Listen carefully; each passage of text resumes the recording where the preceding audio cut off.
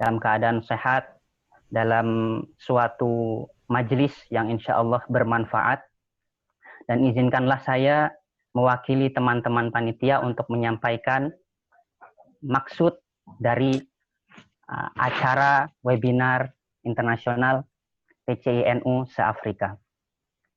Tuan Guru Bajang yang kami hormati, izinkan saya menyampaikan bahwasannya webinar internasional PCINU se-Afrika ini diadakan selama 4 hari, yaitu mulai dari tanggal 4 sampai tanggal 7, yang mana kami mengangkat tema besar agama dan pandemi.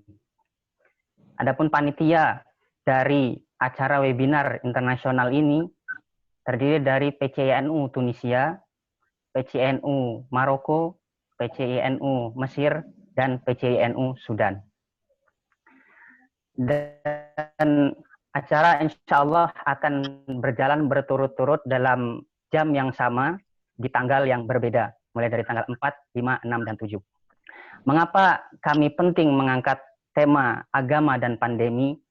Karena bagi kami, khususnya mahasiswa di Timur Tengah, merasa mulai kita dihadapkan pada masa pandemi ini, banyak orang mulai mempertanyakan di mana eksistensi agama di masa pandemi ini.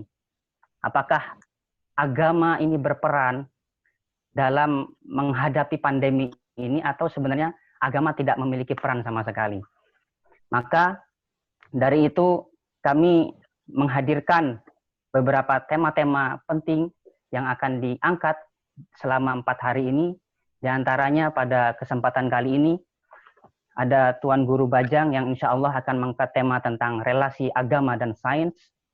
Kemudian di hari kedua nanti ada Kiai Haji Abdul Syakur Yasin akan mengangkat tentang pandemi dalam perspektif Islam.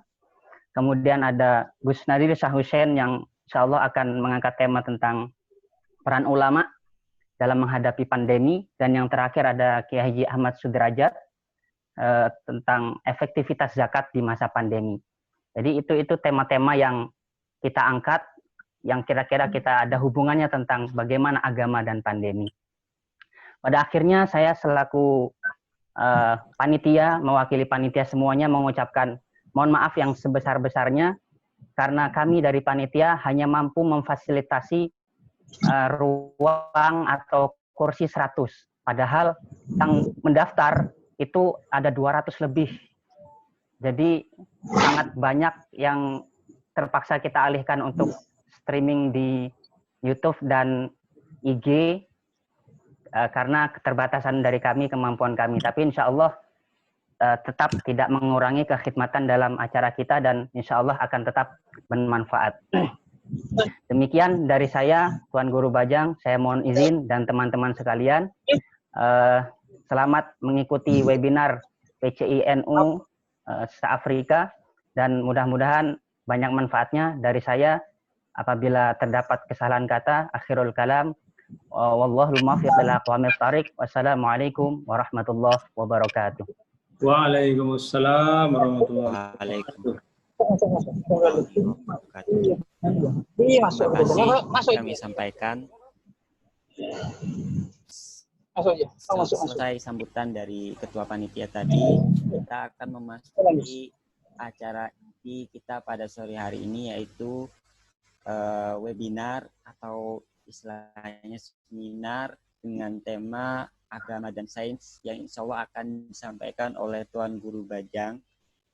Di sini saya juga sebagai moderator, izinkan saya sebelum memasuki sesi penyampaian pemateri untuk sedikit memperkenalkan beliau di hadapan teman-teman peserta semua. Beliau sudah tidak asing lagi di hadapan kita. Beliau termasuk tokoh NU nasional gitu. Selain sebagai seorang Azhari, alumnus Al-Azhar, beliau juga terjun di politik dan sempat menjadi DPR dan setelah itu menjadi gubernur di NTB selama 2 periode berturut-turut.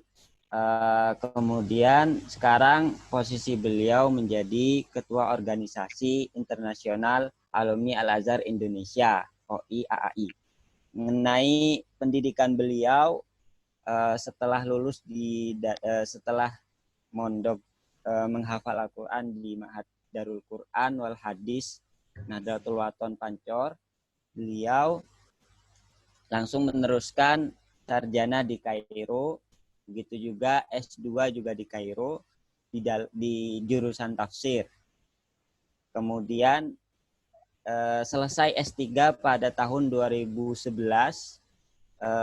dengan judul disertasi studi dan analisis terhadap manuskrip kitab tafsir Ibnu Kamal Al-Basya dari awal surat An-Nahl sampai akhir surat As-Saffat. Tentu kita sangat ingin mendengarkan pendapat beliau, pendapat Tuan Guru Bajang terkait tema yang hari ini tentu sangat kontekstual, yakni antara hubungan agama dan sains. Jadi sejak datangnya COVID-19 yang sudah menjadi pandemik, kita seolah-olah dipertanyakan kembali mengenai hubungan antara agama dan sains. Mengapa tema ini menjadi urgen? Karena kita melihat fenomena-fenomena di Indonesia ketika orang tak menggubris himbauan dari kedokteran dan masih terus saja melakukan perkumpulan dengan tameng, misalnya saya tidak takut mati karena corona itu makhluk misalnya, dan kemudian terus menyuarakan misalnya buka masjid ketimbang buka mal. Hal ini boleh saya katakan sebagai orang yang mabuk agama gitu, atau orang yang latar belakang tidak memiliki nalar berpikir yang misalnya tidak sejalan dengan sains, sehingga mereka cenderung tidak menggubris. Nah, hal ini kemudian yang bisa kita pertanyakan, maksudnya bisa saya pantik di dalam tema kita kali ini. Kira-kira bagaimana Islam memandang sains secara prinsipil dan secara mendasar digali dari nilai-nilai Al-Quran dan Hadis maupun kitab-kitab turos klasik. Karena kemungkinan misalnya problem antara agama dan sains di Barat itu kan sudah banyak terjadi gejolak. Seperti di masa-masa skolastik ketika gereja menolak temuan sains Galileo Galilei dan Kopernikus dan lain sebagainya. Sehingga banyak sekali gerakan-gerakan sekularisasi antara sains dan agama di Barat. Nah, bagaimana kira-kira Islam sendiri memandang sains? Apakah di situ ada upaya harmonisasi atau yang terjadi malah paradok, atau upaya independen antara sains? Artinya agama itu berjalan sendiri, kemudian sains berjalan sendiri, dan temuannya tentu kita juga mendengar tokoh-tokoh seperti Harun Yahya, kemudian Naqib Al-Attas, kemudian para pemikir modern yang berupaya ada istilahnya islamisasi sains gitu. Dari situ kemudian kita bisa mendengarkan lebih lanjut, lebih lengkap langsung pemateri kita, yaitu Tuan Guru Bajang Muhammad Zainul Majdi. Sebelum itu sesi diskusi kita kali ini selama 2 jam ya, selama 2 jam pemateri Tuan Guru Bajang sesinya 45 menit. Kemudian habis itu ada sesi 15 menit untuk pendalaman materi, tanggapan dari moderator.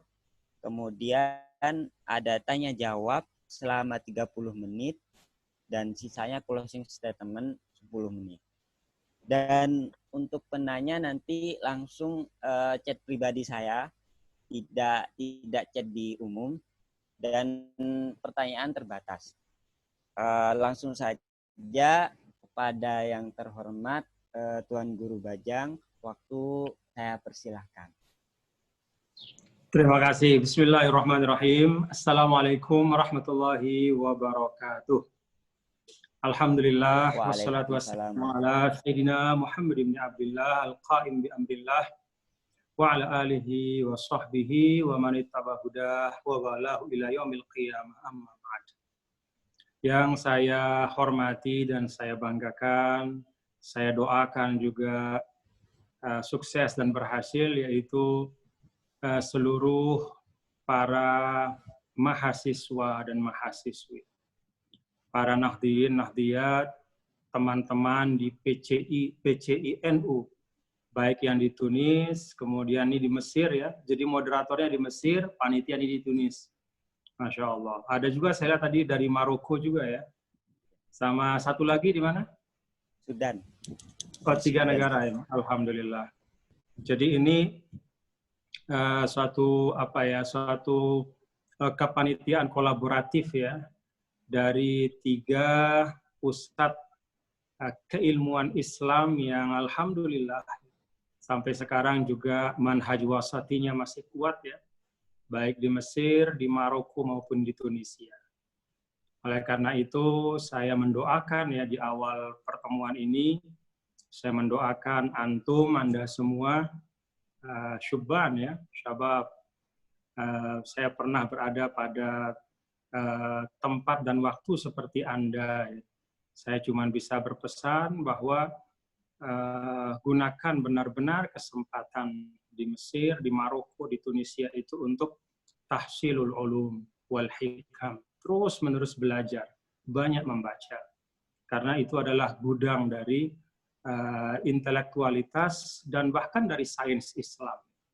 Itu satu tema yang juga kita bicarakan pada sore hari ini tentang agama dan sains. Jadi perkenankan saya menyampaikan apresiasi kepada Anda semua ya. Dan juga karena masih bulan Syawal ya, tentu minal aidin al faizin al maqbulin.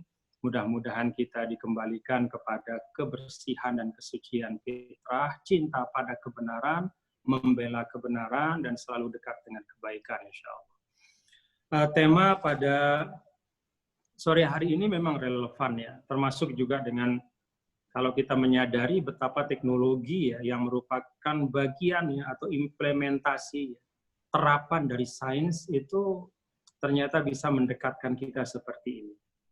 Tidak tergambar ya, tidak terbayang beberapa waktu, jangankan 10-20 tahun ya, mungkin 1 tahun 2 tahun teman-teman Lukman yang di Mesir dan di Tunis. Yang di Tunis siapa ketua panitia tadi? Mas Idris.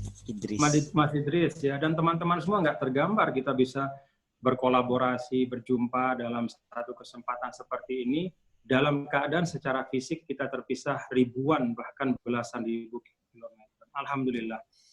Jadi ini bagian juga dari berkah teknologi ya. Nah, tema agama dan sains ya, relasinya seperti apa? Kalau agama tentu kita batasi ya, agama yang tentu maksudnya adalah agama Islam ya. Dalam pandangan saya yang kita bicarakan adalah bagaimana pandangan Islam, relasi Islam dengan ya, kalau agama atau Islam secara khusus ya kita tahu apa itu Islam. Ya, dari kata berserah diri kepada Allah Subhanahu wa taala yang kemudian pengakuannya setelah datang Rasul sallallahu alaihi wasallam berislam itulah dengan bersyahadat la ilaha illallah Muhammadur Rasul. Itulah pengakuan berislam, awal dari berislam. Nah, sains ya kita juga tahu ya, sekumpulan hasil-hasil dari pengamatan, teori, pengetahuan yang diperoleh dengan metode tertentu berbasis pada objektivitas, kemudian universalitas, dan beberapa hal yang sudah kita pahami dari kata sains itu sendiri. Lalu bagaimana Islam memandang sains? Saya mulai dari kesepakatan kita ya, bahwa sains itu kan ya kalau bahasa gampangnya mungkin anak cucu dari ilmu pengetahuan. Nah, kalau kita lihat dalam Islam, saya pikir di Mesir, di Tunis, di Maroko, kita diajarkan bahwa Islam adalah agama yang mengatur seluruh aspek kehidupan manusia. Nah, salah satu yang menjadi bahasan yang cukup panjang dalam Islam, di Al-Quran maupun di hadis, itu adalah tentang peran manusia dalam kehidupan. Jadi apa sih peran manusia dalam kehidupan? Apakah dia menjadi pelengkap penderita? Apakah dia menjadi pasukan, kopral, atau dia menjadi komandan di dalam membangun hadharah, membangun bumi Allah ini dalam bentuk yang terbaik. Nah, ternyata dalam Islam manusia itu diberikan peran yang sangat penting dan sentral. Ya, dalam bahasa sederhananya menjadi komandan yang mengomandani ya proses untuk istikmar wastihdar, ya menghadirkan menghadirkan kemakmuran dan kehadarahan di dalam kehidupan dunia. Nah, Allah Subhanahu wa taala Maha Rahman Rahim. Ternyata tidak hanya menjadikan kita komandan, tapi melengkapi kita dengan perangkat yang diperlukan untuk melaksanakan itu. Jadi kita diberikan risalah, diberikan tugas, ya, diletakkan dalam posisi yang sentral, sekaligus ya, diberikan perangkat untuk menunaikan muhimmah atau risalah itu. Nah, perangkat yang paling penting ya yang diberikan oleh Allah itu kan disepakati oleh para ulama itu akal. Nah, akal ini menjadi sesuatu yang sangat penting. Bahkan dalam riwayatkan disampaikan la dina liman la aqla lahu. Bahwa tidak ada kesempurnaan agama kecuali kalau ada peran akal di situ. Agama tidak dapat dipahami dengan baik kecuali dengan penalaran yang baik. Bukan sekedar penalaran, tapi penalaran yang baik. Al-Quran dan hadis yang merupakan sumber utama berislam itu nggak mungkin kita bisa pahami dengan baik kecuali kalau dinalar dengan baik. Dan alat untuk menalar itu adalah akal kita. Itu sebabnya bertebaran ya kalau kita baca Al-Quranul Karim, ayat-ayat yang berkaitan dengan aktivitas akal. Baik akal dalam bahasa yang lain seperti ulul albab. Kenapa disebut lub, tidak disebut aklun? Itu juga menjadi pertanyaan bagi para ulama. Memang Islam menjunjung tinggi akal, tapi kok nggak ada kata aklun dalam Al-Quran ya? Kenapa kok yang disebut justru albab, jamak dari lub? Kata ulama menjawab itu bahwa Islam itu memandang pada substansi, mengingatkan kita bahwa manusia itu ada katakanlah ada kulitnya, ada intinya. Kulitnya itu badan, intinya itu akal kita, akal budi kita. Jadi seperti itu pentingnya akal di dalam Islam ya. Untuk memahami Islam dengan baik itu perlu kita punya akal yang baik. Nah, dalam ayat-ayat Al-Quran juga banyak sekali ya. La'allakum tatafakkarun itu 22 kali disebut di dalam Al-Quran. La'allakum taqilun itu 22 kali. Kemudian tafakkur juga belasan kali. Dan banyak yang lain juga yang menunjukkan bahwa aktivitas intelektual itu adalah sesuatu yang sangat didorong oleh Islam. Aktivitas intelektual itu bahkan tidak hanya didorong untuk menjalankan fungsi manusia dengan baik, supaya Anda, wahai hambaku, bisa menjalankan fungsi sebagai komandan peradaban itu, maka hendaknya berakal dengan baik, gunakan akal dengan maksimal. Tidak hanya itu, tapi bahkan akal dan aktivitas intelektual itu digunakan sebagai salah satu basis untuk menunjukkan kebenaran Islam. Maka yang namanya Rasul SAW itu nggak pernah takut dengan aktivitas intelektual. Karena Al-Quran sendiri menyampaikan, Qul hatu burhanakum in kuntum shadiqin. Jadi Islam itu nggak bicara klaim-klaim kosong. Sehingga dulu ketika pernah suatu masa terseret dalam perdebatan yang tidak produktif ya, ketika orang Yahudi mengatakan kamilah yang terbaik karena punya Taurat, orang Nasrani mengatakan kami yang terbaik karena punya Injil. Lalu ada sebagian sahabat yang kemudian terpancing dan mengatakan kamilah yang terbaik karena kami punya Quran. Al-Quran kemudian menegur kan, dengan firman Allah Subhanahu wa taala, laisa bi amanikum wala amani ahli kitab. Urusan klaim-klaim itu nggak penting dalam Islam. Jadi yang dilihat esensi kita berislam itu adalah bagaimana ada aktivitas yang positif dan produktif. Dan salah satu aktivitas yang paling positif dan produktif adalah aktivitas intelektual. Nah, jadi dalam tataran normatif normal, tataran tekstual, itu sama sekali nggak ada problem antara agama atau Islam dengan sains. dengan aktivitas intelektual secara umum. Jadi secara normatif itu sama sekali nggak ada masalah. Dalam Al-Quran, dalam hadis, itu didorong, kul siru, panzuru, apalah yang dan seterusnya. Nah, bagaimana dalam tataran implementatif dan realitas? Ya? Kadang-kadang kan, syabab, ya, itu ada satu teori yang hebat, ya. Secara susunan argumentatif, dia itu kuat, ya. Jadi teori itu bagus, gitu. Ide itu bagus. Tapi begitu diterapkan di dunia nyata, ternyata nggak kayak begitu. Ada yang begitu. Dan itu banyak ya ideologi-ideologi atau teori-teori baik sosial ataupun ekonomi yang kalau dibuat argumentasi internalnya itu cakep dari A sampai Z-nya. Tapi begitu diterapkan ternyata menimbulkan ketimpangan, ketidakadilan, dan seterusnya. Nah, tapi Islam, relasi agama atau Islam dengan sains, ya, itu ternyata baik dari dalam tataran teoritis dan norma, ya, ataupun tataran empirik, ya, dan dan historis, ya, yang nyata dan objektif, itu ternyata memang Islam sangat mendukung aktivitas intelektual, mencari ilmu pengetahuan, menyelidiki alam raya ini untuk kemudian memahami hukum-hukumnya, baik untuk kepentingan praktis seperti orang dulu misalnya kenapa menyelidiki bintang-bintang ya supaya tahu tentang peralihan musim dan seterusnya, ataupun yang lebih esensial dari itu ya untuk kemudian menyusun satu teori-teori untuk kemajuan masyarakat misalnya. Islam mendukung semua aktivitas itu. Islam mendorong itu. Dan itu dibuktikan oleh umat Islam. Sepanjang peradaban Islam yang panjang dari abad 7 sampai abad 12 utamanya ya. Walaupun masih bertahan juga sampai sebagian ulama mengatakan sampai abad ke-16. Ya. Jadi 9 abad umat Islam itu membangun peradaban di sudut-sudut penting dunia ini yang membuktikan ya, dari peradaban itu bahwa sains, ilmu pengetahuan, dan sains itu berkembang sangat pesat. Kalau kita bisa ambil contoh misalnya dari mulai saja dari Abbasiyah ya. Kalau tidak kita mulai dari Umayyah ya. Dari Abbasiyah saja bagaimana dulu para khalifah pada masa Abbasiyah itu betul-betul menjadikan ilmu pengetahuan dan penyelidikan alam atau pengembangan sains itu sebagai salah satu pilar membangun peradaban yang kuat.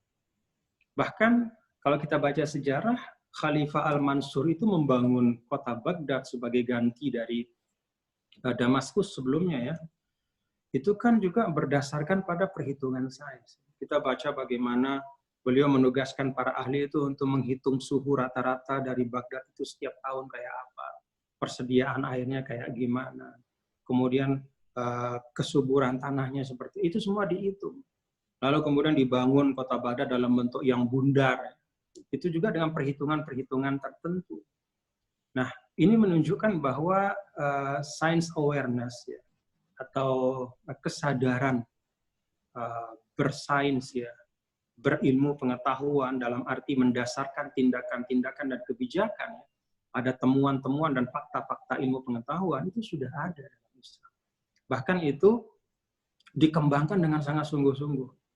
Kalau tidak karena itu kita nggak akan mungkin ya para sahabat sekalian tidak akan mungkin akan menemukan Al-Haytham misalnya Ibnul Haytham misalnya yang disebut sebagai bapak optik, kemudian Ibnu Sina ya, kemudian banyaklah yang lain Jabir Ibnu Hayyan ya, kemudian siapa Al-Khawarizmi dan banyak sekali.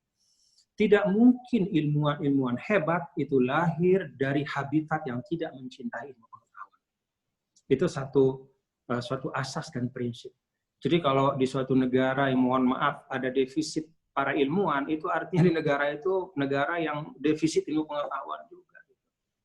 Jadi kalau misalnya kita melihat di Indonesia kita belum punya pemenang Nobel misalnya, ya itu juga berarti bahwa kita belum memiliki tradisi sains yang kuat. Nah, saya kembali ya bahwa dalam tataran norma, ya, dalam tataran teks, dalam tataran teori, Islam itu bersesuaian, tawafuqi. Bahkan sebagian ulama Islam mengatakan tidak hanya tawafuki tapi takamuli, dia saling melengkapi dengan sains. Jadi ada yang mengatakan agama dan sains itu bersesuaian, artinya tidak ada pertentangan prinsipil ya. Tetapi ada juga ulama yang lebih dari itu yang mengatakan bahwa antara agama dengan sains itu takamuli. Karena memang secara faktual menurut banyak ahli ada banyak ayat-ayat Al-Qur'an itu yang bukan memerlukan ya, tetapi menjadi sempurna pemahamannya ketika dikonfirmasi oleh sains. Jadi sains itu datang muayyidan lil ayat wal ahadits. Jadi itu yang disebut dengan takamuli. Demikian pun sains itu kalau dalam pandangan dunia, ya, pandangan the world of view kita sebagai seorang muslim, ya, sains itu kan berada pada wilayah yang terlihat, yang bisa dikuantifikasi. Ada wilayah-wilayah dalam kehidupan manusia ini yang tidak bisa sains masuk ke dalamnya. Setelah kematian, kemudian urusan akhirat, dan sebagainya. Nah, jadi di tataran norma dan teori cocok, bersesuaian, bahkan saling melengkapi. Kemudian di tataran empiriknya juga perjalanan umat Islam itu menunjukkan bahwa di pusat-pusat peradaban Islam itulah menjadi tempat kultivasi dari sains pada abad-abad pertengahan. Kalau tadi saya misalnya mengutip atau menyebut sedikit tentang Baghdad ya, bagaimana kultivasi ilmu pengetahuan dilakukan dengan banyak sekali program-program yang luar biasa ya. Dan ini juga nanti akan saya singgung sedikit kenapa sih kok sains pada masa itu ya itu bisa berkembang dahsyat sekali gitu. Nah, demikian pun ya di sudut yang lain di bagian barat ya dekat dengan Anda semua di bagian Al-Maghribul Arabi untuk Tunisia dan di Maroko itu nyebrang Jabal Tariq itu apa? Selat Gibraltar ya. Itu di sana ada Andalusia ya dengan segala macam ornamen kemegahan intelektualnya.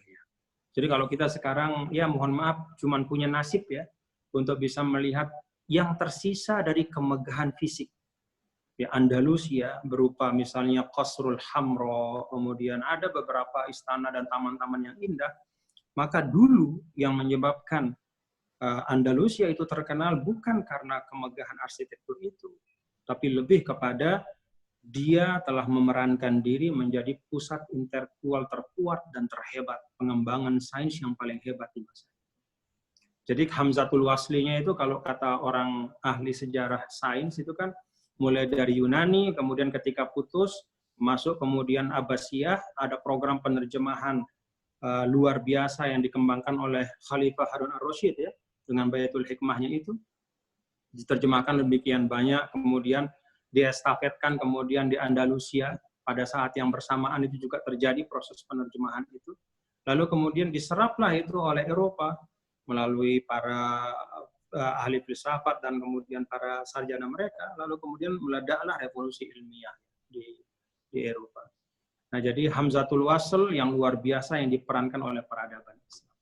Jadi saya ingin sampaikan bahwa secara sederhana relasi agama dan sains di dalam Islam itu sangat kuat. Dia bisa tawafuki, bisa juga takamuli, dan bahkan beberapa kalau bisa disebut dua ya dari hakikat beragama yang paling besar itu didukung oleh akal. Apa itu? Pertama keberadaan Allah dan yang kedua pewahyuan kepada Nabi. Jadi keberadaan Allah dalam arti bahwa akal itu meyakini bahwa setiap makhluk itu pada akhirnya ada khalik yang terakhir yang tidak diciptakan, itulah Allah Subhanahu wa taala. Kemudian kenabian juga akal memiliki hukum ya, punya hukum secara akli bahwa mungkin Allah atau Tuhan itu mewahyukan kepada manusia, itu suatu yang mungkin. Nah, karena itu sesuatu yang mungkin, maka ketika datang Nabi dan Rasul, kemudian menyampaikan dakwahnya dengan didukung oleh mukjizat, maka kemudian diterima oleh umat. Jadi, dua hakikat terbesar dari agama itu sebenarnya memerlukan juga penalaran akal. Karena kalau tanpa penalaran akal juga tidak bisa diterima kebenaran tentang dua hakikat yang terbesar. Nah, berikutnya saya ingin masuk kepada apa sih hal-hal yang menyebabkan sains pada masa itu ya, di peradaban Islam pada abad pertengahan itu menjadi demikian dahsyat. Ya, ini maksudnya agar kita juga merenung ya teman-teman, apa sih yang bisa kita kontribusikan untuk membangun kembali kemajuan ilmu pengetahuan di tempat kita masing-masing. Yang pertama itu agama Islam itu sendiri. Jadi para ulama sepakat bahwa faktor yang paling kuat menyebabkan sains itu maju, berkembang dan peradaban Islam pada masa kejayaan itu adalah agama Islam itu sendiri. Kenapa ya? Karena tadi demikian banyak dorongan untuk berjalan, membuka mata, melakukan riset, penyelidikan dan seterusnya.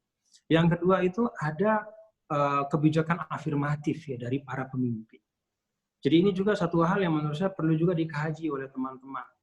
Kita ini kadang-kadang kalau bicara tentang kekhalifahan, masa-masa pemerintahan Islam, ya mulai dari Umayyah, Abbasiyah, kemudian seterusnya Muwahhidin dan seterusnya itu, kok kita bicara hanya sisi politik aja.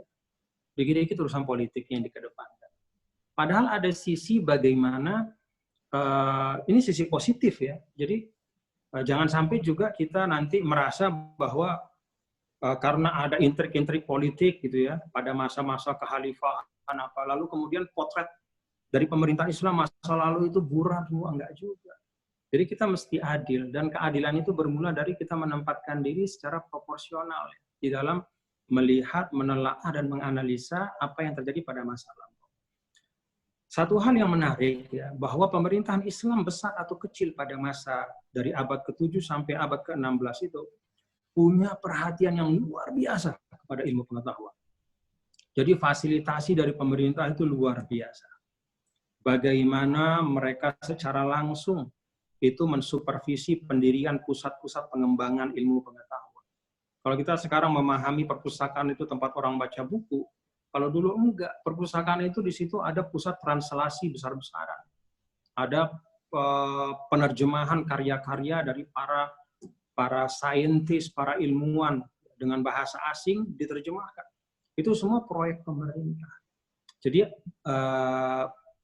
kebijakan afirmatif dari para pemimpin dunia Islam pada masa itu berpengaruh luar biasa bagi berkembangnya sains dan teknologi. Nah ini menurut saya perlu juga teman-teman ini kan di Maroko, di Tunisia ini banyak hazanahnya ya. Apalagi di Mesir juga saya pernah di situ kan lama sekali. Cobalah ini juga kita angkat gitu. Untuk juga bisa memberikan optimisme gitu. Jadi jangan kalau bicara tentang khilafah itu urusan penggal memenggal itu. Ya, repot kita.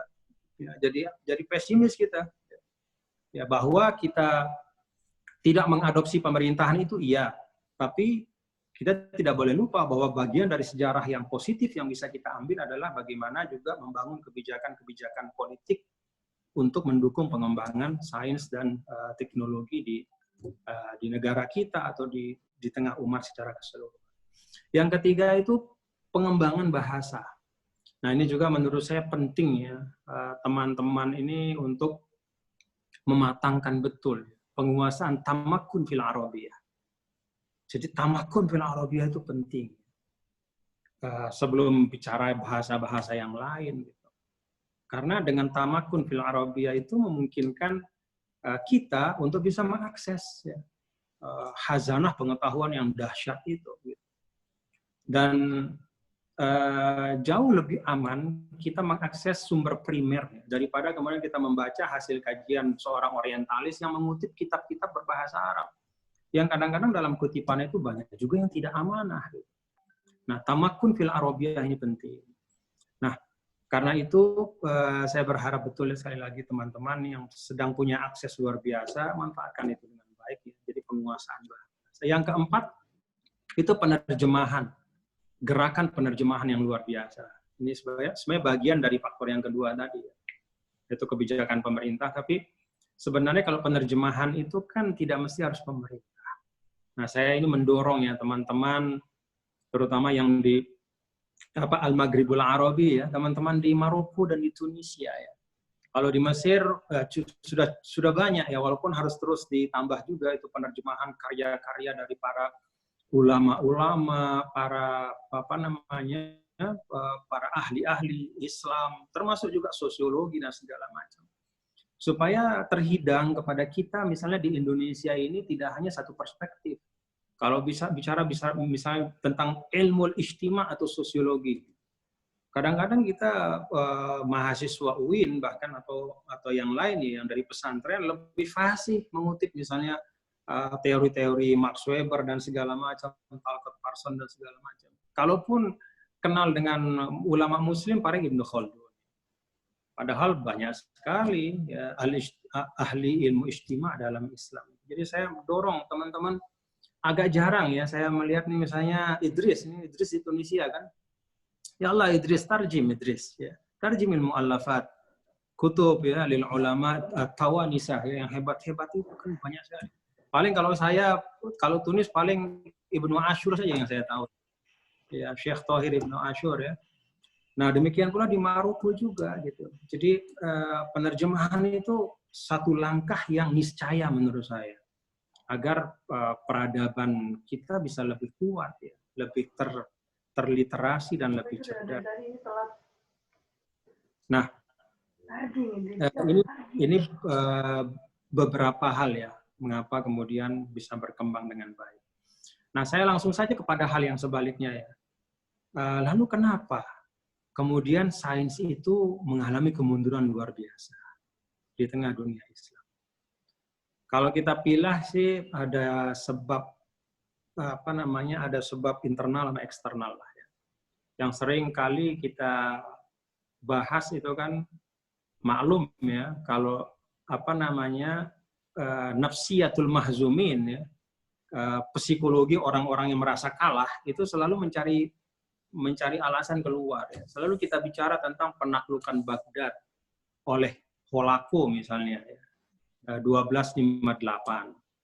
Lalu kitab-kitab dibakar semua sampai katanya sungai Dajlah dan sungai yang di Baghdad itu sampai hitam karena tinta-tinta itu sudah luntur semua gitu ya. Sekian lama air berubah menjadi hitam karena tinta kitab yang luntur di situ. Atau kita bicara tentang penaklukan Andalusia oleh Ferdinand dan Isabel misalnya. Tapi kan tidak hanya itu. Kenapa bisa terjadi penaklukan Baghdad? Ya pasti ada faktor internal. Jadi memang iya, kalau kita eksternal oke lah. Memang ada penaklukan, ada penjajahan dan segala macam lah ya, serbuan dari musuh dari luar. Tapi jangan lupa, kalau kita membaca secara cermat ya, kronologi ya. Kalau tadi as-su'ud, sekarang al-inhitat wal-inhidar. Kalau kita baca al-inhitat wal-inhidar itu yang pertama ya, kita lihat di setiap dinasti, baik itu Umayyah, Abbasiyah, kemudian Muwahhidin, Murabitin, Fatimiyah yang ada di Tunis juga itu, pada masa Andalus dulu juga. Itu kan selalu ada at-taraf ad-dakhili, ya. Suatu cara hidup hedon yang luar biasa. Ya. Sampai buat istana, mohon maaf, sampai 2000 kamar. Kemudian ya mohon maaf, ada budaknya sampai aselirnya sampai 2000, macam-macam itu. Jadi saat tarof ad-dakhili yang luar biasa. Hedonisme. Makanya saya ingat pada firman Allah itu, wa idza aradna an nuhlika qaryatan amarna mutrafiha fafasaqu fiha. Jadi ada hedonisme yang mengalir dari atas sampai bawah. Jadi orang tidak lagi bicara tentang ilmu pengetahuan, tapi bicara ukurannya itu materi. Jadi kalau jumpa sama teman itu bukan lagi bicara, aina tata'allam ya akhi, Anda belajar di mana? Man ustadzuka, siapa gurumu? Atau maza taqra'u, apa buku yang lagi kamu baca? Tetapi bicara tentang kam indaka minal mal, berapa banyak uang yang kamu punya, dan hal-hal seperti itu. Nah, jadi ini luar biasa ya. Jadi hedonisme atau at-tarafud dakhil ini memerankan peran internal yang sangat signifikan di dalam menurunnya sains dan kemudian termasuk tentu saja kemudian peradaban Islam. Yang kedua itu adalah fuqdan hubbil istitla. Jadi sudah hilang rasa mau tahu itu. Kalau dulu pada masa-masa awal Islam, termasuk ketika masa-masa kejayaan Islam itu, umat Islam tidak pernah puas ya, dengan apa yang dia ketahui, dia ingin terus belajar. Dia mengembara dari samudra ke samudra, dia seberang. Dia menganalisa, menyelidiki, ya, membangun teori-teori, bahkan empirisme itu kan mulainya kan juga dari ulama Islam. Jabir Ibnu Hayyan kalau tidak salah, atau Ibnul Haisam, hilang itu semua. Lebih banyak kemudian lahir adabiyat, ya, atau sastra-sastra, cerita-cerita yang lebih mengedepankan kepada pencapaian materi tadi. Jadi yang kedua ini kaitannya sama yang pertama. Kalau Anda sudah terlalu cinta harta, Anda pasti akan lupa pada ilmu. Nah ini yang kedua. Ya, hubul istitlah itu hilang. Nah, kemudian pada saat yang sama hubul istitlah itu pindah. Curiosity itu pindah ke barat sana. Lalu penyelidikan besar-besaran lah kepada di negara barat itu berkembang. Sampai kemudian kita Indonesia ini bisa dijajah oleh Belanda misalnya. Yang jarak geografisnya itu kan belasan ribu kilo ya. Negaranya kecil juga, tapi bisa sampai kemari itu karena hubul istitlah itu. Nah, sebelumnya Islam itu tersebar dengan hubul istitlah juga gitu. Jadi begitu kehilangan elan vital, cinta ilmu, kehilangan semangat untuk mencari tahu dan belajar, habis semua. Dakwahnya terhambat, kemajuan sainsnya juga rusak, peradabannya pun juga jatuh. Itu yang kedua. Yang ketiga dalam renungan dan pandangan saya itu adalah kenapa sih sains ini mundur? Ya karena, ya mohon maaf, kita mendikotomikan ya, antara ilmu agama dan ilmu umum.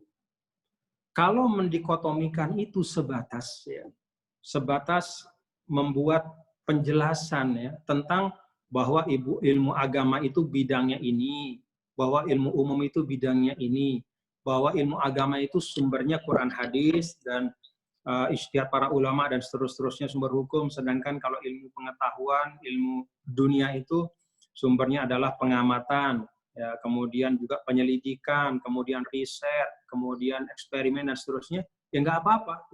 Tapi kemudian kita mendikotomikan dalam arti misalnya bahwa ilmu yang benar-benar ilmu yang akan membawa ridho Allah, ilmu agama. Kalau ilmu umum itu ya cuma di dunia saja. Bahwa ilmu umum itu ya kalau ada waktu belajarlah, kalau enggak ya sudahlah. Yang penting kita menghafal Quran. Bahwa nanti urusan-urusan bagaimana hukum-hukum alam ini udah yang lain aja ngurus. Jadi dikotomi antara ilmu agama dan ilmu umum dalam arti ya mengistimewakan yang satu dan menyingkirkan yang satu, itu menurut saya juga menyebabkan hilangnya tempat ya bagi sains ya di tengah-tengah umat. Itu menyebabkan merosotnya ya, kualitas riset-riset ya dan pengembangan ilmu pengetahuan di tengah umat. Karena kita mendikotomikan itu.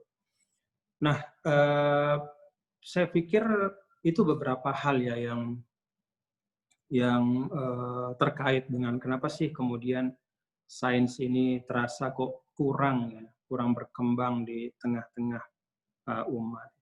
Nah, tapi begini, bukan berarti kemudian para ulama itu berdiam diri. Ada cukup banyak ya ulama yang mencoba kemudian mengembalikan semangat sains dengan cara mencoba dalam tanda kutip ya mengakurkan kembali antara konsep agama dengan sains yang dirasakan semakin lama semakin menjauh. Sainsnya jalan kemari, agamanya diam di sini saja gitu. Ya kalau agama sih kita itu sudah sangat kreatif ya. Bahkan sampai ada namanya al-fiqhul iftiradi. Antum mafhum semua itu ya, paham semua. Al-fiqhul iftiradi itu hal-hal yang nggak terjadi tapi diandaikan gitu. Itu saking kreatifnya kita di dalam masalah-masalah furu'iyah. Tapi di dalam masalah sains ya, itu kita lemah sekali. Nah, banyak ulama yang kemudian mencoba untuk mendekatkan ya. Termasuk konsep-konsep sains modern dengan pandangan-pandangan Nah, sebagian ulama misalnya ya, itu mencoba untuk mendekatkan sains, bahwa kita jangan menolak sains barat itu. Kita tidak perlu menolak sains barat. Yang perlu kita lakukan adalah dengan memasang beberapa beberapa prinsip gitu, agar sains barat itu kemudian sesuai dengan pandangan Islam. Apa itu? Sebagian ulama mengatakan kita perlu memasukkan 4 prinsip. Yang pertama, bahwa alam ini ada pencipta dan pemeliharanya, yaitu Allah Subhanahu wa Ta'ala. Ini sering hilang di sains barat. Kemudian yang kedua, bahwa kita jangan membatasi realitas itu pada alam fisik dan material saja. Nah, kalau sains barat itu kan dia batasi hanya di situ. Nah, kalau Islam enggak. Islam itu melampaui fisik dan materi. Kita juga bicara tentang hakikat akhirat, kemudian pertanggungjawaban kelak di sisi Allah dan seterusnya. Yang ketiga, bahwa penciptaan itu ada tujuan. Kalau sains barat itu dia tidak bicara tentang ini punya tujuan apa enggak. Dia hanya meneliti objek-objek yang ada, ya, mencoba menafsirkan fenomena-fenomena yang ada, mengkaitkan satu dengan yang lain, ya seperti mesin saja. Gitu. Nah, kemudian yang keempat, bahwa ada tertib moral ya, di dunia.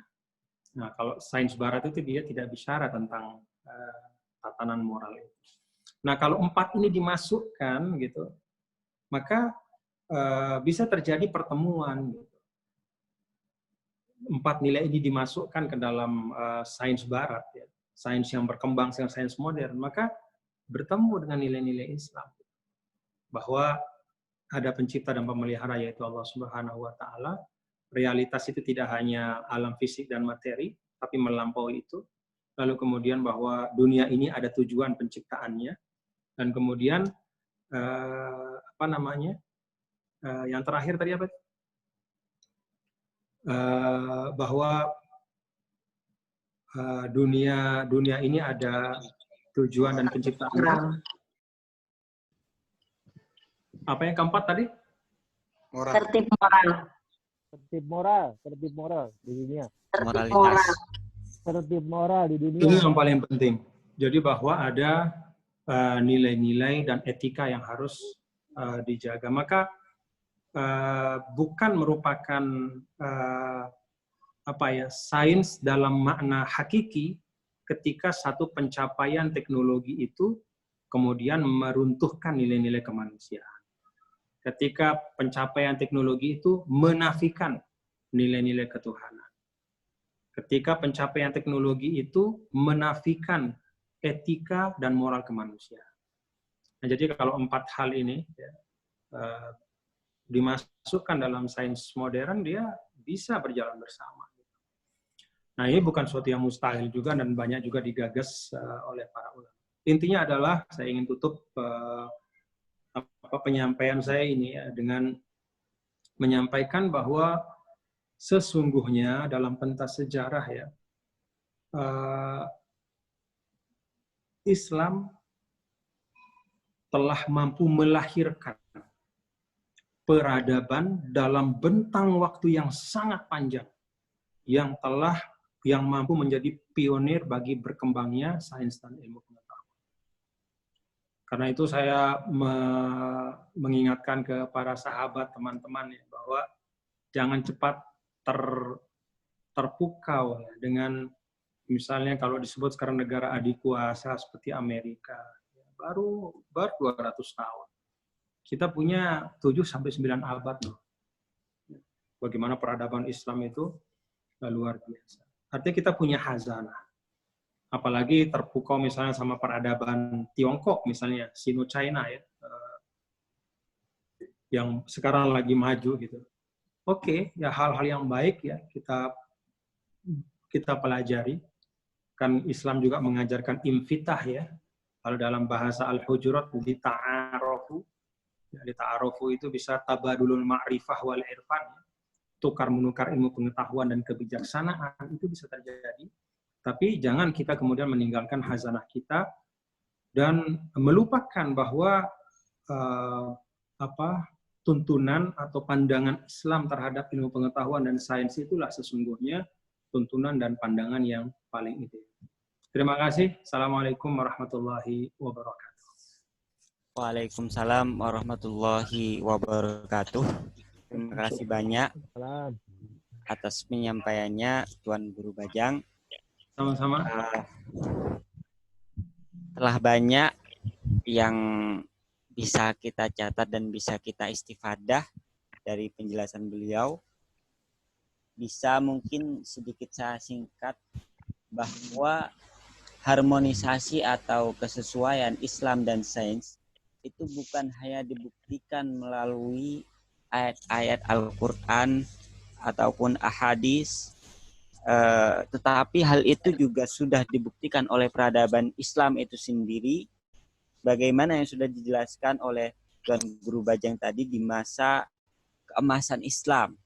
Mereka telah membuktikan bagaimana Islam bisa berjalan dengan melahirkan banyak sekali ilmuwan-ilmuwan sains yang disebutkan tadi. Akan tetapi hal itu kemudian ketika berlangsung zaman, artinya berkembang zaman sampai sekarang terjadi sebaliknya. Ketika dulu Islam memasuki zaman izdihad dan mampu menjadi semacam peradaban yang sentral di dunia dan memiliki sains, sekarang masuk pada inhitot. Akhirnya sains itu kemudian diambil alih oleh peradaban lain atau peradaban barat. Sehingga ada semacam peralihan di sini. Termasuk bahwa yang menarik, yang mengantarkan barat memiliki sains sampai hal itu termasuk adalah jasanya Islam. Begitu juga Tuan Guru Bajang telah menjelaskan kepada kita mengapa Islam sekarang mengalami kemunduran dalam bidang sains. Termasuk bagaimana sikap kita ketika membicarakan peruntuhan Baghdad, maksudnya ketika membicarakan maksudnya historisitas di masa klasik, termasuk ketika di masa sekarang, bagaimana sikap terhadap sains barat. Nah, mungkin secara garis besar dari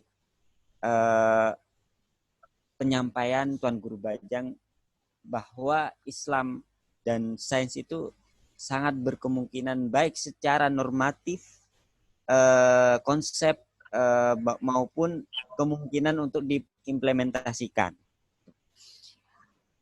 Baik, selanjutnya sedikit masuk pada pendalaman. Di sini saya ada mungkin dua unek-unek Tuan Guru Bajang yang mungkin bisa lebih dijelaskan lebih lanjut. Yang pertama, ini sedikit kontekstual. Ibaratnya penjelasan dan pendapat jenengan bisa dijelaskan lebih lanjut mengenai dualisme teori dan praktik. Ibaratnya Islam secara normatif sebagaimana jenengan jelaskan tadi itu sudah tidak diragukan lagi terkait hubungan antara agama dan sains. Tetapi pada praktiknya sampai sekarang fenomena bahwa fenomena kejumudan agama atau ketika orang beragama tetapi dia malah semakin menafikan sains atau semakin menafikan rasional atau semakin menafikan keilmuan itu terasa sampai sekarang, terutama ketika membicarakan pandemi. Narasi-narasi yang disampaikan misalnya dari kubu, misalnya kalau sedikit boleh saya misalkan di sini dari kubu kanan misalnya atau orang-orang yang masyarakat untuk misalnya tetap membuka masjid dengan dalih kita harus memperkuat iman kepada Gusti Allah. Padahal sampai kemarin kita nge-share penjelasan lengkap Syekh Ali Jum'ah terkait apa itu, maksudnya wabah itu, bagaimana kita menyikapi wabah, dan cerita bahwa di Azhar itu dulu pernah juga ada yang ngotot ngaji Sahih Bukhari kalau nggak salah ceritanya Syekh Ali Jum'ah, dan ternyata semuanya terkena virus juga gitu kasusnya. Nah, gimana kemudian menurut Tuan Guru Bajang dualisme teori dan praktik, artinya dualisme pandangan antara kesesuaian tersebut dengan praktiknya di masa sekarang. Itu yang pertama, khususnya di pandemi. Kemudian yang kedua, lebih masuk pada ibaratnya secara konsep harmonisasi ketika sudah, maksudnya harmonisasi agama Islam dan sains ketika masuk pada modern atau perkembangan modern. Saya rasa di sini ada maksudnya akan ada dua kemungkinan antara memenangkan atau mendahulukan atau memprioritaskan ayat, kemudian menomorduakan sains, sehingga yang terjadi di situ lebih kepada bahasa transaksi sains, sehingga temuan-temuan sains itu kemudian yang terjadi di permukaan seperti seolah klaim-klaim gitu. Dan ini misalnya fenomena ini banyak terjadi seperti di pemikiran Harun Yahya yang dia mengkritik teori Darwin, tetapi sekarang kan sudah kena skandal ya, maksudnya teorinya sudah tidak terbukti lagi. Ini pada kasus yang pertama, kasus Islamisasi atau harmonisasi tadi, mengedepankan sains dulu, maksudnya berangkat dari sains, kemudian ibaratnya memenang pada ayat-ayat tersebut. Maksudnya ketika ayat tersebut misalnya ada kemungkinan ayat sudah tidak relevan dengan sains, bagaimana sikap kita? Jadi kan kemungkinan antara yang lebih relevan, ayat itu bisa relevan dengan sains, berarti dia bisa kemungkinan Islamisasi, atau ketika ayat itu sudah misalnya ada semacam terjadi gitu di zaman selanjutnya gitu kan. Mungkin dua itu yang bisa saya tanyakan kepada ini. Ya Pak, terima kasih. Ini perlu dijawab nggak nih? Moderator? Ya, langsung aja, sedikit saja ya. Mungkin nanti ada beberapa yang kita diskusikan setelah ini. Yang pertama tentang sikap ya dari sebagian kita ya untuk berkeras ya tetap menggunakan rumah ibadah sebagai contoh dengan dalih bahwa hidup dan mati itu kan di tangan Allah, bahwa ya kita harus mendahulukan tawakal dan tidak boleh takut kecuali kepada Allah dan seterusnya. Kalau menurut saya sih mungkin ngajinya belum selesai, itu saja sih. Mungkin ngajinya belum selesai. Mungkin dia belum membaca surah atau surah Toha misalnya ya, atau surah Al-Baqarah bahkan yang bercerita tentang perjalanan hidup Nabi Musa alaihissalam. Nabi Musa alaihissalam sebelum jadi nabi itu ada beberapa kali saat beliau takut ya, khaifa yataraqqab. Bukan hanya khaifan, yataraqqab malah. Jadi takut sambil sembunyi-sembunyi, ngintip-ngintip gitu. Takut kemudian tertangkap karena ada masalah dengan seorang pemuda yang kemudian beliau memburu dan seterusnya. Bahkan setelah dikirim ke Firaun juga kan begitu. Fa'aujasa fi nafsihi khifatan Musa. Jadi Nabi Musa alaihissalam itu adalah satu contoh bagaimana Al-Quran mengkonfirmasi al-khawful fitri itu syai'un mu'tarafun. Bahwa yang namanya rasa takut yang fitri, ya, yang memang ada sebagai insting kita untuk menyelamatkan diri dari sesuatu yang membahayakan, sesuatu yang memang harus ada dan tetap ada pada diri kita supaya kita mampu menjaga diri. Ya Rasulullah SAW ketika hijrah juga kan diam-diam tengah malam sembunyi-sembunyi melewati jalan yang tidak dilewati oleh apa namanya, bukan jalan umum kira-kira itu, lewat jalan tikus lah bahasa kita. Ya karena memang khawatir ditangkap oleh Quraisy dan seterusnya. Jadi kalau baca Al-Quran dengan pelan, dengan pemahaman, ya kita membaca hadis dengan sungguh-sungguh, dengan pemahaman, tidak memotong satu ungkapan Rasul dilepaskan dari konteksnya, tidak mengambil satu ayat yang dilepaskan dari konteksnya, akan kemudian utuh pada diri kita gitu, bahwa urusan iman kepada Allah itu satu hal, urusan bahwa kita ikhtiar menjaga diri dari pandemi ini itu hal yang lain, nggak usah dipertentangkan. Bahkan itu bisa saling mendukung, dalam arti bahwa menjaga diri itu bagian dari perintah Allah Subhanahu wa Ta'ala. Jadi menurut saya sih itu suatu tadayun ya. Ini bukan din ya, kita nggak lagi bicara din di sini ya, teman-teman. Kalau sudah masalah pengamalan ini kan bukan din lagi, tapi tadayun. Ini juga perlu saya ingatkanlah kita, jangan mengatakan ini agama, padahal yang kita katakan agama itu adalah cara beragama Anda. Jadi tadayun dengan din itu bukanlah hal yang sama.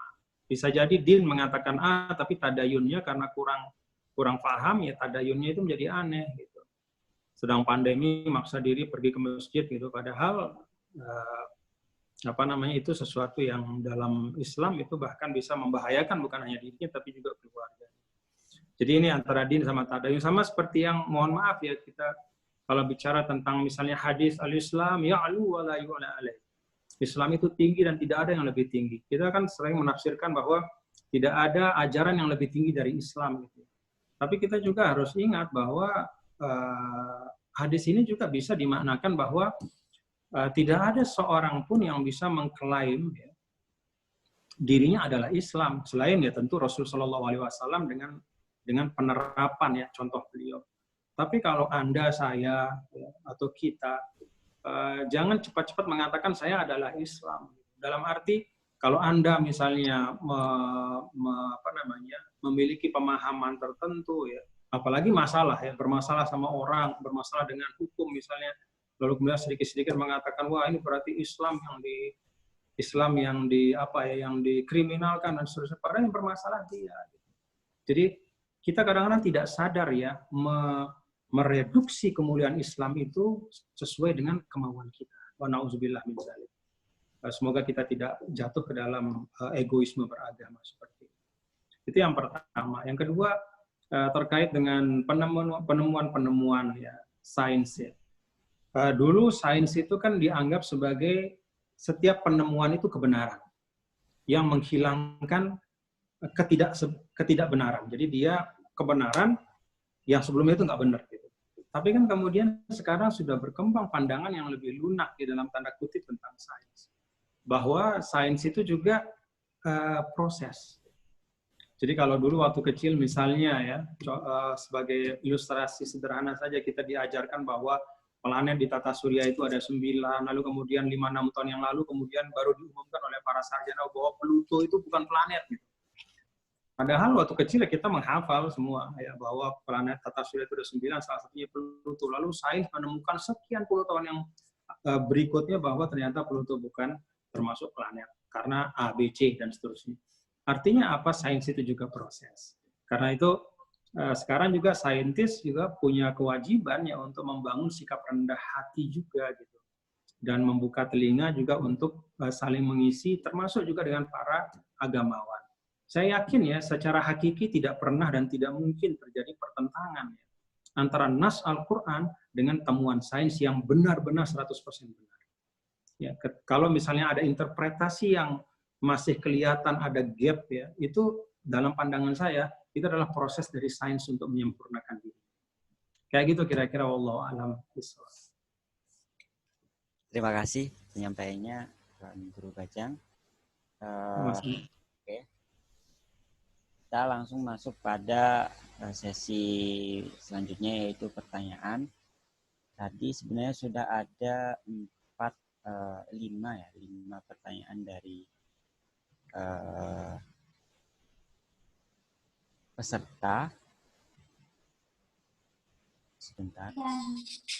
Bila? Jadi jam 16.30.